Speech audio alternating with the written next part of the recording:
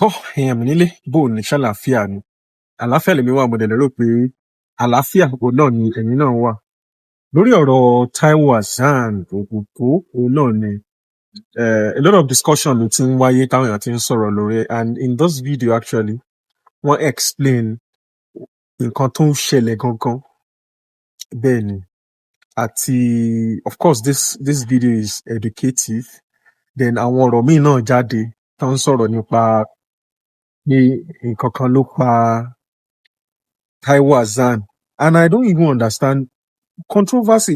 I don't know. Àwọn èèyàn kan like kí wọ́n máa tẹnu bọ ọ̀rọ̀ tí ò kàn wọ́n dẹ̀ kán máa sọ àwọn nǹkan kan tí ò jọ mọ́ra wọn lórí wípé ẹ nífẹ̀ẹ́ or ẹ like religion kan ẹ dẹ̀ máa sọ àwọn nǹkan kan. Anyways gbogbo ẹ̀ náà la máa gbọ́ nu fọ́nrán yẹn ẹ ṣe jẹ́ ká farabalẹ̀ ẹ dẹ̀ mọ̀ bí mi ṣe máa ń sọ òun ni wípé bó bá ṣe ń lọ lórí ayélujára òun lè ní ṣe máa gbé wá fún yín àní jẹ́ kí ti yín di rárá sí anything tó bá ń lọ lórí ayélujára. Ẹ̀yin mi nílé ẹ wo Sherry, this woman is actually a medical practitioner and she knows what she's saying actually and mo fẹ́ yẹ ká tẹ́tí bẹ̀lẹ̀ jẹ́ ká gbọ́ nǹkan tí wọ́n sọ lórí ọ̀rọ̀ yẹn mo fẹ́ yẹ ká tẹ́tí bẹ̀lẹ̀ jẹ́ ẹ jọ̀ọ́. It's very important because a lot of people are not happy with what is happening. We are not happy.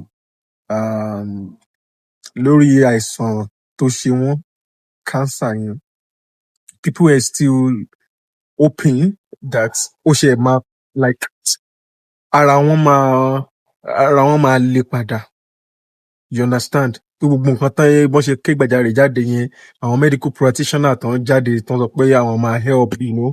We are all hoping that gbogbo ẹ̀ máa bọ́ sí dáadáa ó máa já sáyọ̀ until we hear the shocking news. It is well. Ọlọ́run máa bá wọn ọ̀pá wa tẹ́ wọn sí afẹ́fẹ́ rẹ̀. So ẹ jẹ́ ká gbọ́rọ̀ tí woman yìí ní láti sọ fún wa then ká fi kọ́ra wa lẹ́kọ̀ọ́ náà ni ẹ gbádùn mi bí bá wá ṣiṣẹ́ wo fọ́nrán ẹ má gbàgbé láti máa share opinion yín lábala review sí ẹ bá wa pín sí ìgboro ayé kẹ́ jẹ́ ká mọ nǹkan tẹ́yin náà rò ẹ dẹ̀ má gbàgbé láti fẹ́ràn fídíò kẹ́ bá wa subscribe. Mo ń bọ̀nà jáde mi ò tí ì dé. Location kan mo lọ́jọ́ náà lọ́hùn-ún mo ṣàkọsí pé kankan mú mi níbí báyìí mo mú mi lẹ́yìn níbí báyìí. Bàtà wọn fi pé nǹkan bí ìṣẹ́jú márùn-ún mi ẹ̀ feel comfortable tí ó ṣàti jẹ nínú gbogbo kíni ẹ̀ náà wò like this is chronic ọ̀sà mi. Wọ́n náà kan ní málùmọ́dá ẹni kan máa ń tí bá ti ní malaria díẹ̀ wọ́n ní nǹkan lo alábòkun àtọ̀sán ìwé ní dókítà bá ká ọmọ ìgbà ẹ̀yin lẹ́kọ́ bára yín o. Ìlú ti ṣẹlẹ̀ gan lélẹ́yìí. Ọ̀sán ìwé kẹrin ní ọ̀sán yẹn ti wà lára yín bọ̀ gbogbo nǹkan tẹ̀ ń lò sí malaria ṣe yìí òun ló dá gbogbo ìṣù ilẹ̀ pátápátá.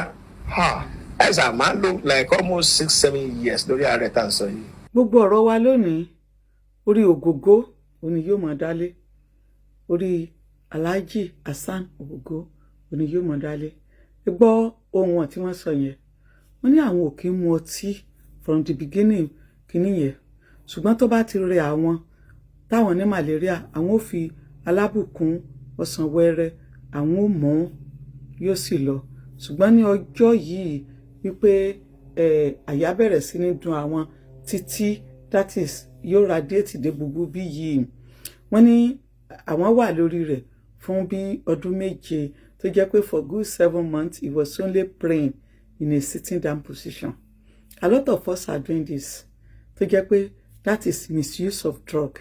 Ní ìmọ̀ ibi tí àwa dúdú ibi tá a ti rí combinations oògùn tá a máa ń lò aláìkí nǹkan tó le nínú àgọ́ ara wa. When we are taking it, we never put our stomach into consideration, our stomach, our blood vessels, and the liver and kidney. We never put all these organs into consideration.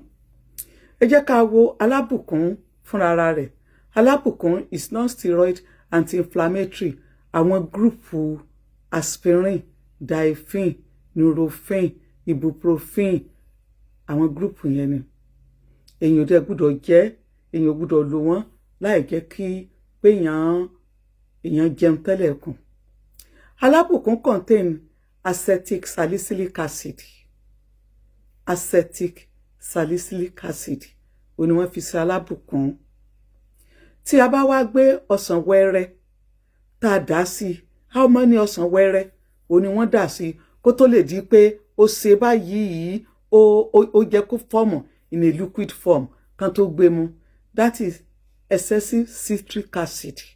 Wọ́n fi acetylsalicylic acid papọ̀ mọ́ citric acid. Tí wọ́n bá wá gbé jẹ, yóò wá lọ dà papọ̀ mọ́ hydrochloric acid tó wà níkùn wa. That is too corrosive for the stomach lining. Yóò damage stomach lining.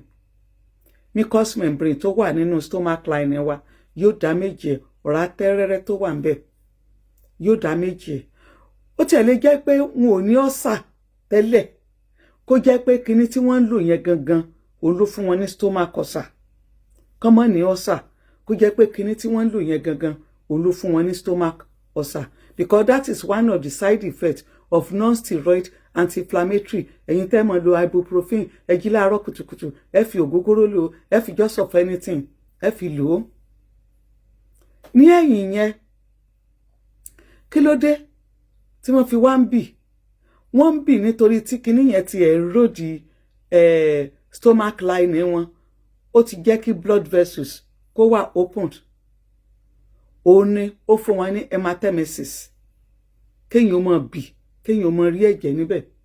That is sign wípé your stomach is in danger. The blood vessels are exposed. Téèyàn bá ní stomach, téèyàn bá ní ulcer tó fi wá di pé ó ń ya ẹ̀jẹ̀ tàbí tó jẹ́ pé ó ń bì ẹ̀jẹ̀, it has gotten to the last stage. Ṣé eléyìí lè di cancer? A lè sọ bẹ́ẹ̀ nítorí tó jẹ́ pé nínú nǹkan tó ń change sex, oògùn wà ńbẹ̀ tó ń change DNA. Nínú àwọn nǹkan tó ń change DNA sex wa, oògùn wà ńbẹ̀. Tẹlòmíì lè má jẹ́ genetic.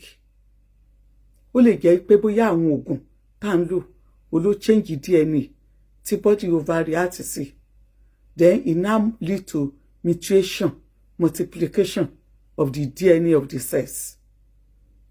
Ká tó mọ nǹkan tó ń ṣẹlẹ̀, yóò ti cause a lot nínú àgọ́ ara wa. Àwa dúdú aláìkí oògùn tó le. Bẹ́ẹ̀ ni àwọn kan wọ́n gún igi ṣùṣùṣùṣùṣù, wọ́n wá da ọtí líle, wọ́n dà sí. Tí wọ́n bá mú, wọ́n sọ pé ó ṣe mí yàgìyàgì. We never think of our kidney. We never think of our liver. And this is the reason why we have to take a lot of precaution. Tá bá ń lo oògùn, don't just take medication. Take medication because your body needed it. Take the right medication. See any symptom, if it's not going, go for adequate diagnosis. Mi mọ ẹni tó máa ń kọ́ wa ní àwọn oògùn tá ń lò. Àwọn oògùn tá ń lò, mi mọ ẹni tó máa ń kọ́ wa. Ó ti le jù. Gbogbo orú eléyìí yóò bà kidney jẹ́, yóò bà liver jẹ́.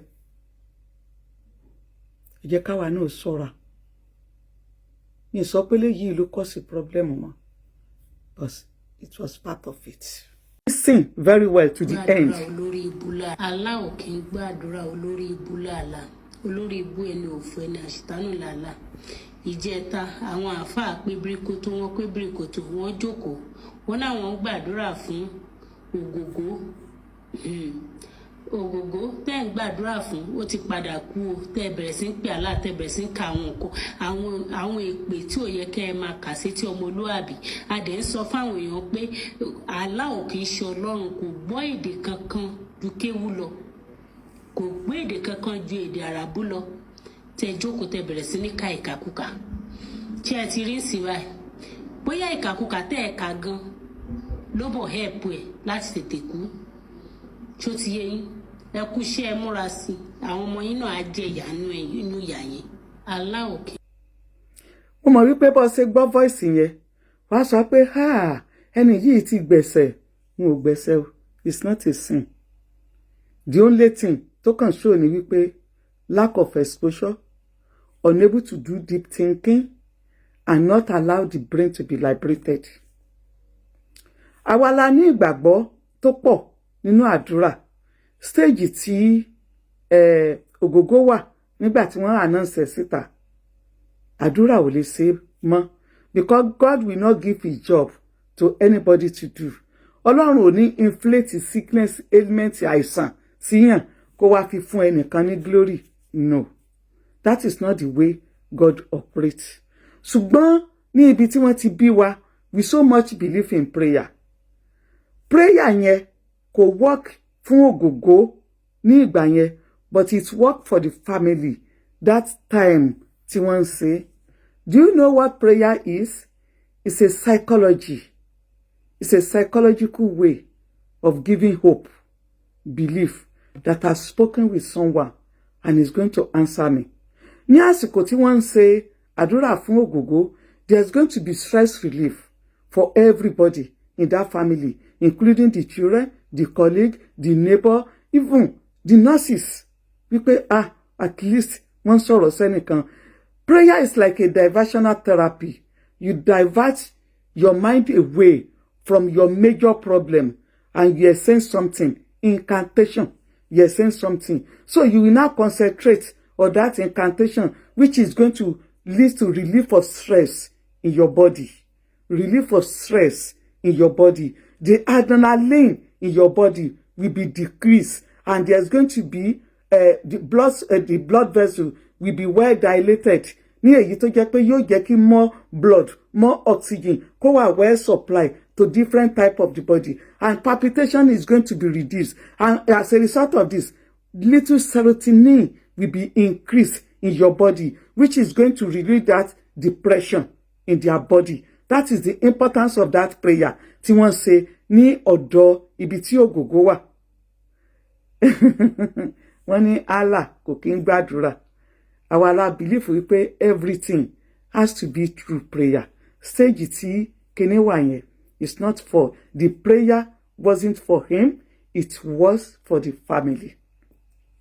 I could remember ní 2004, I was seriously looking for a job, and one of my friends sent me a message wípé ẹ gba nọ́mbà yìí, ẹ pè ẹni yìí, yóò bá yín ṣe iṣẹ́, yóò bọ́ sí. I sat down. I have the qualifications. I have the experience. I have the certificates. I have everything that's required if they call me for interview. Okay, all I need is to pass the exam, to prove myself. Ní ibi tí mo bá ti lọ ṣe interview àti ibi tí mo bá ti ṣe written exam, you pay the qualities they are looking for, I have it in me, in which I did. I got job in 2 places ní ọdún yẹn.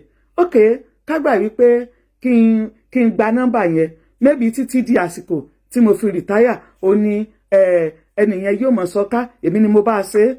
Ọ̀pọ̀lọpọ̀ nǹkan tí ọlọ́gbé fún àwọn aláàfáà, àwọn aláwo, àwọn pastors tán láwọn làwọn bọ́ ṣe, they didn't do anything. You just didn't believe in yourself. They didn't do anything. You just didn't believe in yourself. God didn't operate the way we believe God operated in Africa. Tí àwọn èèyàn tí wọ́n bá fẹ́ lọ embassy, wọ́n kó oògùn sápò, wọ́n kó kinní kan, wọ́n gbé tírà, wọ́n gbé sáàmù. Ìyẹn kọ́ ló ṣiṣẹ́. What worked was the document, the account, àti ẹni tó invite yín, àti school. They have trust nínú ẹni tó invite yín, the school you are going, and the document you submitted. Most of the time, glory tó yẹ ká ní fúnra wa, we try to give it to someone else. So àdúrà tí wọ́n lọ ṣe fún Ogogo wasn't actually for Ogogo at that junction, because he wasn't conscious. It was for the family. It prepared them. It relieves stress. It increases their serotonin level for at least good 2-3 hours. They were being relieved from stress. There won't be any palpitation at that time. Any new gbèsè, lack of exposure ni.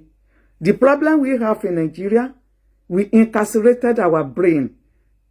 We hate each other with passion. We hate ourselves with passion. Lack of exposure ni. Unable to do deep thinking ni. We need to allow our brain to be able to think. Allow your brain to flow with science, even though if you don't go with the science, with physiology, with psychology, even with your faith, your belief. Don't incarcerate yourself. ọ̀rọ̀ náà lẹ ti gbọ́ yẹn mi nílé ẹ rí i pé wọ́n ti kọ́kọ́ sọ̀rọ̀ síwájú kí n tó ẹ̀ṣẹ̀ wá ká tó ṣe wá gbọ́rọ̀ títí Allah tí wọ́n ń sọ wípé Allah ló pa Ògògó ká máa sọ different things. I don't know where on and how they come up with that ideology and ta ló ń pòkọ kinní fún wọn. I don't want to call it a bad thing but then so necessary ká máa try láti máa wá nǹkan tí ò sọnù ká máa sọ nǹkan tí ò jọ mọ́ra wọn lórí wípé lórí religion fight yìí a ní láti stop ẹ. You need to actually focus on the right thing and which is ká mọ bí orílẹ̀-èdè ṣe máa tẹ̀síwájú dáadáa ìwọ ni ká máa bára wa jà ìwọ ni ká máa bára wa jà lórí gbogbo ẹ̀ ká máa ní wípé ẹlẹ́sìn kan ó ṣe kinní kan kò ṣe kinní kan ẹ̀yin náà gbọ́n nǹkan tó ń sọ wọ́n ní Allah ló pa Ògògó as how. Well, I don't have anything to say on that anyways, but then lórí ìmọ̀ràn tán gbà wá self-medication it is not good o. It is not good. Thank God pé wọ́n là wá lọ́yẹ̀ lórí ọ̀rọ̀ yẹn. Self-medication is not good. It is something we need to run away from and desist from. We need to run away from it for real and desist from it. Kò lè help. Medical, we can't lè pawọ́ medical tì. It is not possible. We are not saying that pé traditional kìíní no, that we are not saying that, but then medical is very important. Ẹ ṣe kọ́kọ́ lọ sí hospital náà kán kọ́kọ́ check ẹ̀. Bóyá tó máa débẹ̀ yẹn tó máa ní pé okay o nǹkan tó ń ṣe yín ìyàwó ò mọ́ o you will see someone tó máa sọ́nbẹ̀ yẹn wípé ó máa da bóyá kẹ́ ẹ take spiritual kìíní. Yóò kò bá profession wọn mu o but then they will tell you. So ẹ kọ́kọ́ ṣe take medical route first. Take the medical route. Then let's see how it goes before you now start suggesting other things, which I believe is what Ogogo's family did. Wọ́n take medical route. Ìgbà tán rí i pé ọ̀rọ̀ yẹn ti fẹ́ ṣe that's why tán fi ké gbàjarè síta. Mo rò pé wọ́n ti máa sọ fún wọn bẹ́ẹ̀ yẹn pé kò sí nǹkan táwa lè ṣe mọ́ báyìí o pé wọ́n lè ti fún wọn lọ́jọ́ gan sef pé within this range òní wọ́n máa ṣẹlẹ̀ and stage 4 ẹ wo it is well. I shall believe that a ti kọ́ ẹ̀kọ́ tó pọ̀ nínú ẹ̀. Then there is one video tí wọ́n tó ń trend presently now lórí ọ̀rọ̀ dókítà kan tí mo gbé wá sí orí fídíò mi tó ń sọ̀rọ̀ ó ń trend lọ́wọ́lọ́wọ́ báyìí ẹ lè lọ wo fọ́nrán yẹn. Ẹ̀kọ́ wà nínú gbogbo kinní gẹ́gẹ́ bí mi ṣe máa ń sọ mo ní pé gbogbo nǹkan tó máa ń ṣẹlẹ̀ ṣe ṣe pé kákan máa wò ó kákan máa rẹ́rìn-ín lórí irọ́ ká learn. We need to learn one or two things about that thing. So ẹ ṣé gan tẹ́ ń gbọ́ wa ẹ má gbàgbé láti fẹ́ràn fídíò wa kẹ́ jù sí gbòòrò ayé eré láàmú rí o a ní rí ìbànújẹ́ láṣẹ Èdùmàrè.